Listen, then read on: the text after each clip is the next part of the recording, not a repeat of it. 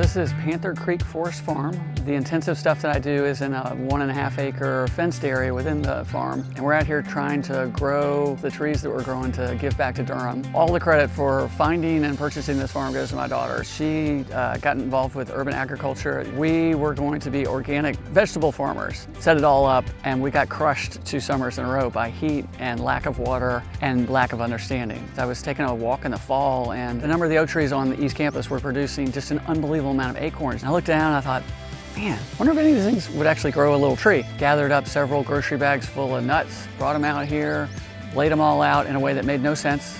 And suddenly there were several thousand 4-inch tall oak seedlings. Like, okay, so I can grow trees. I can't grow tomatoes, but I can grow trees. Once they're, anywhere from a foot to 3 feet tall, that's when they're appealing to people at giveaway events. I work very closely with Keep Durham Beautiful, which is a local nonprofit that has 3 main arms, but one of them is kind of planting trees around the city. It's been a great partnership. They're a vehicle for me to give away trees or provide trees to their planting events. It's been a win-win.